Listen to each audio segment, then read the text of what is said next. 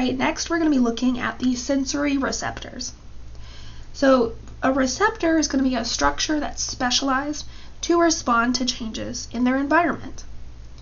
And they'll be activated by depolarizations that are triggered by a stimulus. Hopefully these depolarizations or graded potentials are strong enough to give us action potentials or impulses that go to the central nervous system. So the realization of sensation and perception, that occurs at the brain, but sensory receptors are part of the peripheral nervous system. So let's look at how we classify receptors. So we can classify them in one of three ways: by the type of stimulus they detect, by their body location, and by their structural complexity. So let's look at stimulus type. You have mechanoreceptors that pick up on things like touch and pressure and vibration, stretch, even itch. Thermoreceptors are sensitive to changes in temperature. Photoreceptors respond to light energy. And chemoreceptors respond to chemicals. And then you have nociceptors that are sensitive to pain-causing stimuli, like extreme heat or cold, or excessive pressure, or inflammatory chemicals. We can also do location, and we've already talked about location. Exteroreceptors respond to stimuli arising outside the body. Most special sense organs, like those for vision and hearing, are exteroreceptors. Interoreceptors, also known as visceroreceptors, respond to stimuli arising in internal viscera and blood vessels. And proprioceptors respond to stretch in skeletal muscle, tendons, joints, ligaments. And so all of these receptors, whether it's by stimulus type or location, are able to not only respond to a stimulus, but inform the brain of that information. But we can also classify receptors based on structural complexity, such as special sense organs that use receptor potentials and then another graded potential. Those are receptors for vision, hearing, equilibrium, smell, and taste.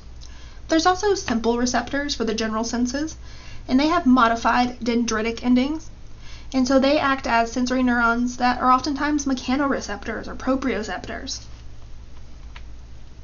Some examples of simple receptors are free dendritic endings that pick up temperature and pain, tactile discs, which are like touch receptors, and hair follicle receptors, which detect light bending of hairs.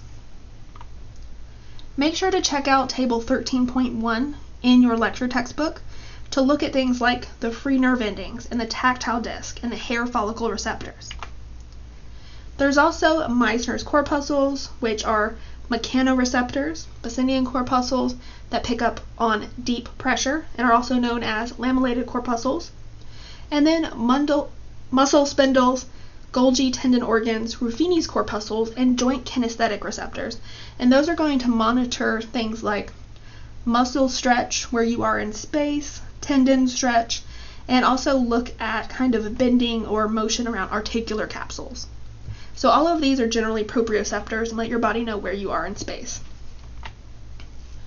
So here's a look at those Meissner corpuscles, Pacinian corpuscles, the Ruffini endings, and muscle spindles. And here is the tendon organ. Alright, next we're going to move in and look at the types of special senses.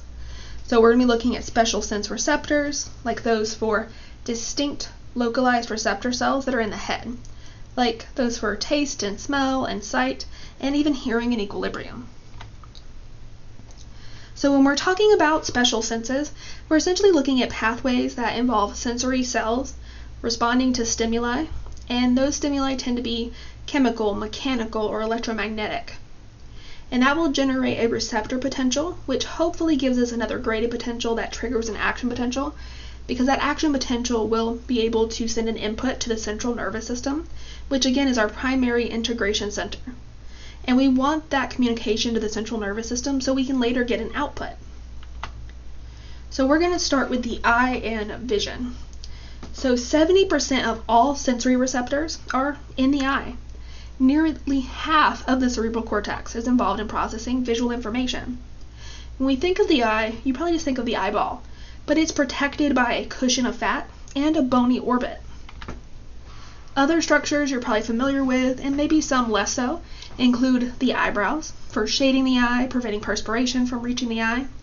The eyelids, also known as palpebrae, they protect the eye anteriorly, and they contain glands that secrete kind of a whitish, oily secretion called tarsal glands. Eyelashes, which initiate reflex blinking. Conjunctiva, which cover the front portion of the eye, is a transparent mucous membrane that lines the eyelids and the whites of the eyes. So it lubricates and protects mainly. Then you have the lacrimal apparatus, which secretes and absorbs tears, and 6 extrinsic eye muscles that move the eye and maintain eye shape. So here you can see many of those structures: the eyebrow, the eyelid, upper and lower. You can see the space between the eyelids as being called the palpebral fissure, because the eyelids are also known as palpebrae, so it's the fissure between. There is also a lacrimal caruncle, which includes the lacrimal punctum, which is where tears drain medially. We also see the pupil and the iris. The iris is the colored portion of the eye. We can also see the sclera, covered by the conjunctiva, but the sclera is known as the white portion of the eye. Also, if we look under that kind of conjunctiva region, you can see a tarsal plate, which is connective tissue that supports the eyelid. And that's where you would find a tarsal gland that lubricates the eyelid and the eye and prevents the eyelids from sticking together. We can also look at the lacrimal apparatus. So lysozyme is an enzyme found in tears, and tears also contain mucus and antibodies and quite a bit of water. The lacrimal apparatus starts with the lacrimal gland, which is connected to the eye via excretory ducts from the lacrimal gland. So once tears are produced, they would drain from the lacrimal gland into the lateral side of the eye and then sweep across medially, and then they would be absorbed by the lacrimal punctum at the medial commissure. Now they would then go to the lacrimal canals, which drain to the lacrimal sac, which go down towards the nasolacrimal duct, and then exit into the nose below the inferior meatus of the nasal cavity. So this would be the lacrimal apparatus, from lacrimal gland to nasolacrimal duct, and the lacrimal gland again produces tears. Alright, next we're going to look at these 6 extrinsic eye muscles.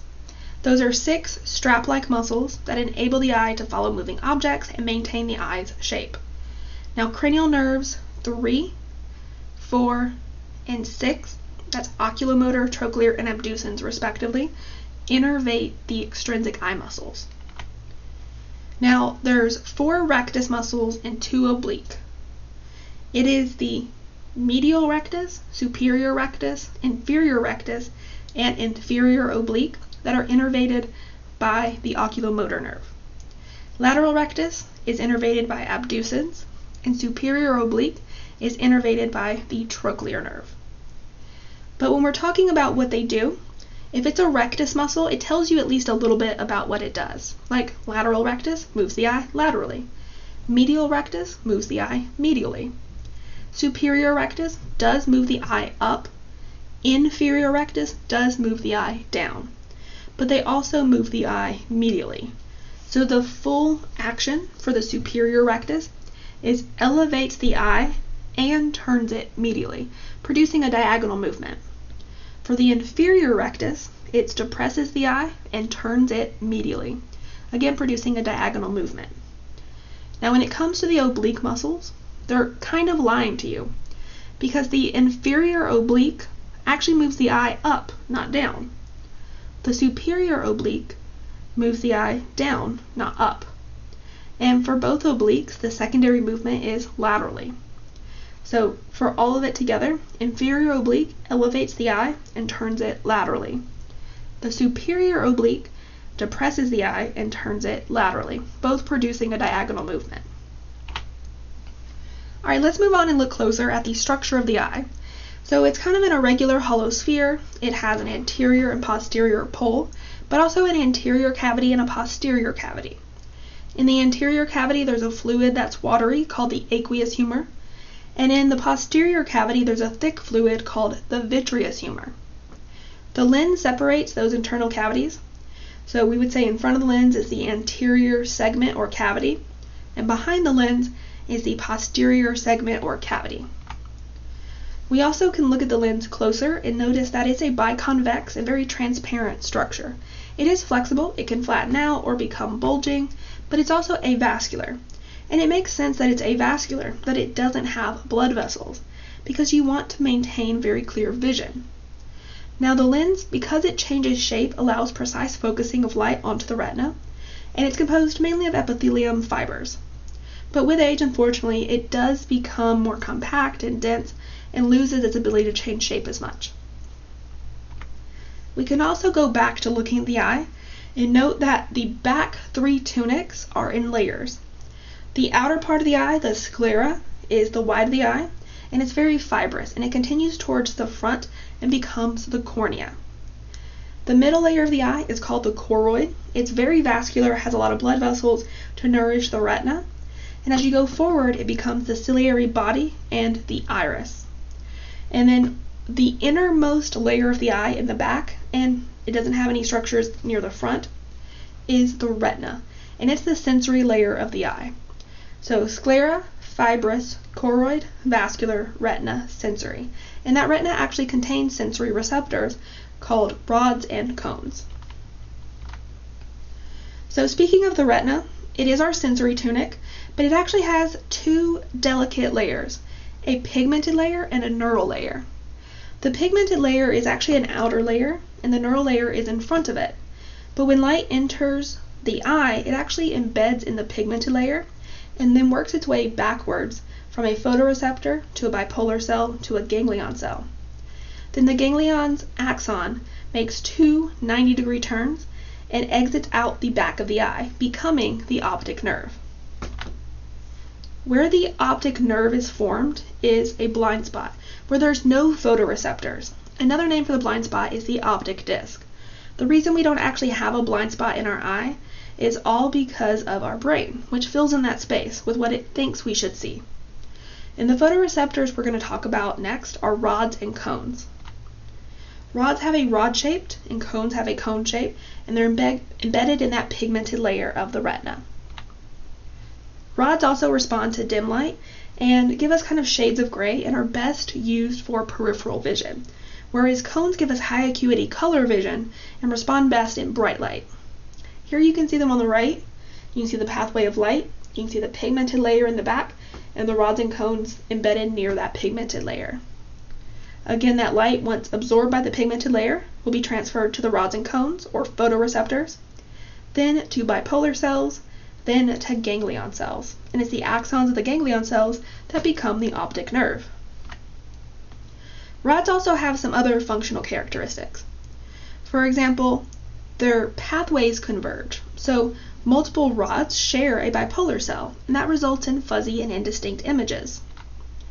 With cones, they have non-converging pathways, so each cone gets its own bipolar cell. So that's going to result in detailed high-resolution vision. Alright, next we're going to take a closer look at the internal chambers and fluids. Again, we have anterior and posterior segments, or cavities, with the lens separating these spaces. In the posterior segment is vitreous humor, a thick fluid that helps transmit light, supports the posterior surface of the lens, holds the neural layer of the retina firmly against the pigmented layer. It also contributes to intraocular pressure, and it's formed in embryo and lasts your entire life. Whereas the anterior segment that contains aqueous humor, and this is in front of the lens, has a very thin plasma-like fluid that has to continuously be formed. It actually drains out of the aqueous humor.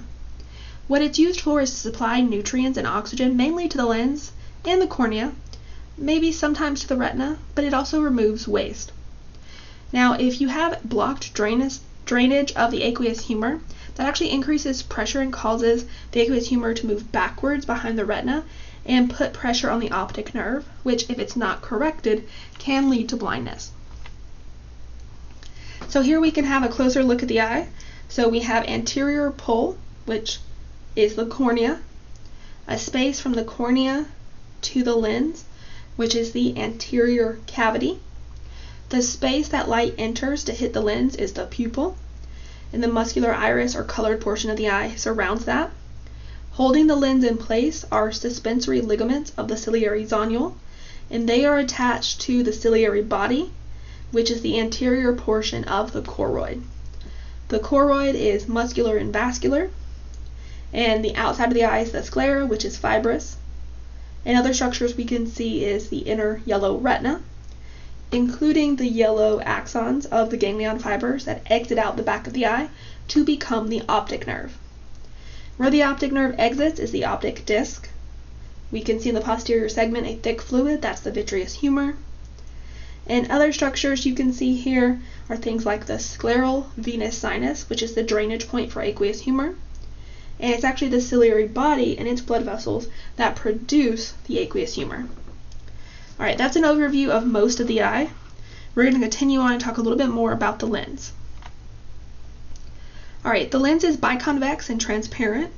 It's a very flexible structure. It can change shape, but it is avascular. Again, that's important, and we've talked about it before.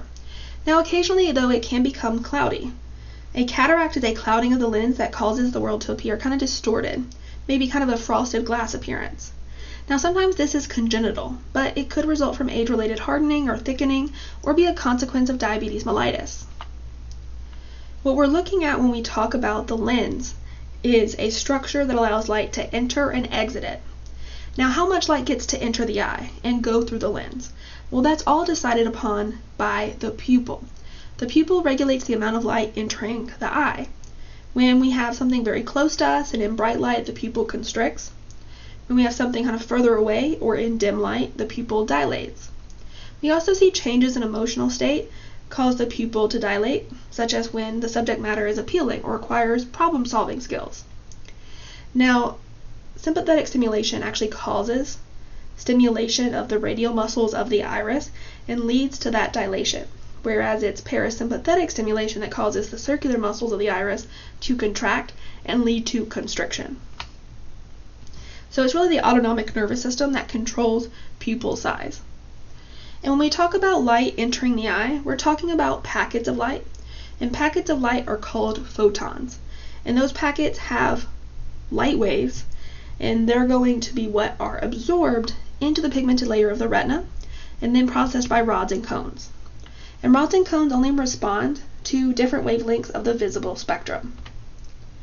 So when light goes through the eye, it goes through the cornea and the anterior cavity. It enters and exits the lens, then goes through the posterior cavity with a vitreous humor, hits the pigmented layer of the retina before traveling to the neural layer of the retina, and it begins to be processed by photoreceptors, and then eventually exits via optic nerve electrical potentials that are the axons of the ganglion cells. So while this is happening, light is being bent 3 times so it focuses on the retina, when it enters and exits the lens, and also when it first enters the cornea. And this creates a focal point that should land on the retina, but if you have a kind of longer eye or a short eye, it might not. What actually hits the retina too is going to be upside down and reverse left to right, but our brain knows how to fix that. So our eyes are best for focusing with distant vision, so that's called an emmetropic eye, an eye that's best for about 20 feet away, viewing things that far. So that's the far point of vision. Now, if we're viewing things far away, then we're going to see that sympathetic input relaxes the ciliary body muscle, and that tightens the ciliary zonule or suspensory ligaments and pulls the lens flat. And that's going to be best for distant vision. But if you have close vision, we're going to need to do a couple of things, like utilize parasympathetic input to contract the ciliary muscle, which loosens the ciliary zonule or suspensory ligaments and allows the lens to bulge. So we see accommodation or changing of the lens shape. We would also need constriction of the pupil and convergence or medial rotation of the eyeballs for close vision. So all of this stuff has to happen for close vision, but not for distance vision, which shows you that our eyes are made for distance vision because there's very little going on as far as adjustments that need to be made in comparison to close vision. And when it comes to depth perception, it's achieved only with both eyes, viewing the same image. So that 3-dimensional vision results from cortical fusion of slightly different images from both eyes. So you can kind of teach yourself depth perception if you're only using one eye, but it's not true depth perception. You would rather be using kind of learned clues. And developmental aspects we're going to look at is things like being farsighted or nearsighted. So for example, babies are hyperopic or farsighted, so they can't see you very much when you're up close. So they laugh at you, it might be because you look fuzzy. They also only see gray tones and their eye movements are uncoordinated, and that's because vision's not fully functional at birth. Depth perception, color vision, it should develop by about age 5, but then after about age 70, we really start to see the lens lose clarity, the dilator muscles of the ciliary body become less efficient, and visual acuity drastically decreases. Some problems in refraction that you may experience even before you reach the age of 70 are things like myopia or nearsightedness, when the focal point of light that's bent is in front of the retina because you have a longer than normal eyeball, but that's corrected with concave lenses. Or hyperopia, that's farsightedness, when the focal point is behind the retina, and that's because you have a shorter than normal eyeball. That's corrected with a convex lens. And with an astigmatism, that's caused by unequal curvatures in different parts of the cornea or the lens, but it could be corrected by cylindrically grinding the lens, a corneal implant, or laser procedures. So here in this image on the left, you can see at the top a ametropic eye, in the middle a myopic or nearsighted eye, meaning someone cannot see very far away and their focal point is in front of the retina, and a hyperopic eye, shorter than normal eye, focal point behind the retina, and that means that they're farsighted and can't see up close. And the myopic eye is corrected by a concave lens, and the hyperopic eye is corrected by a convex lens, shown on the right. Alright, in the next video we're going to be looking at the chemistry of visual pigments, and that will finish out our look at the eye, and we'll move on then to the chemical senses.